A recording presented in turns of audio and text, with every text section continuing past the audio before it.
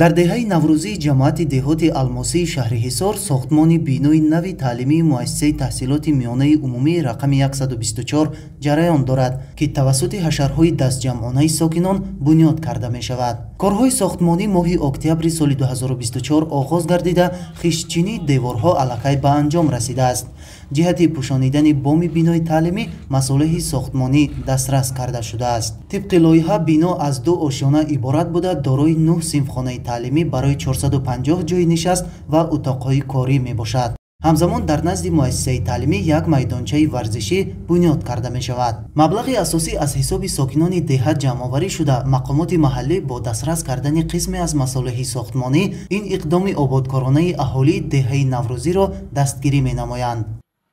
пули ҳаҷшона дар ин мактаб супориданд, пули ифторшона супориданд, пули як тӯйи ки дабдабанок мекарданд ӯа супориданд, як хайри худоёшона супориданд. моҳоҷиро қатъи группака ташкил кардем, мақсад ҳамин диёрро обод кардастем. ҳамин мақсад мақсади мо ҳаме ки ҳамин мактаб обод шаваю фарзандои мо мақсад ҳамеша дар таҳсил кунанду як дониши хуб бай кунанд, ага пешрафти зиндагишон пешчарак шавад.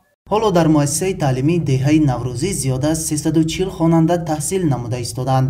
бо дар назардошти афзоиши аҳолӣ ки айни ҳол наздики 1500 нафарро ташкил медиҳад, дар ин деҳаи дурдасти кӯҳдоман бинои хуштарҳу замонавии таълимӣ барои хонандагон бунёд карда мешавад. сокинон аз он хушнуданд ки ҷиҳати ободии як гӯшаи диёр ва фароҳам овардани шароити мусоиди таълиму тарбия барои фарзандонашон сарҷамъ шуда саҳмгузорӣ менамоянд.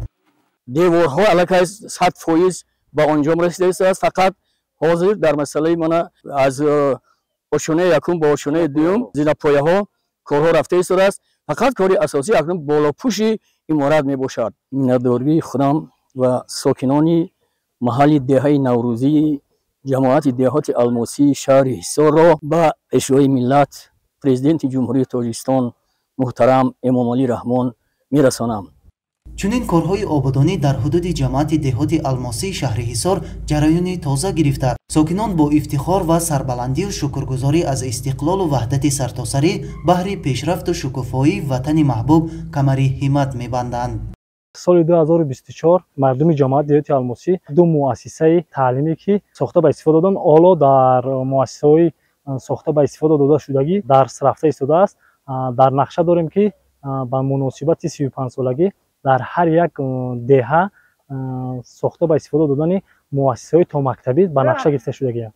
бинои нави муассисаи таълимӣ дар деҳаи наврӯзӣ то ҷашни 35-солагии истиқлоли давлатӣ мавриди истифода қарор дода мешавад. фаридуни субҳон, Садриддини Иброҳим, шаҳри Ҳисор. ахбор.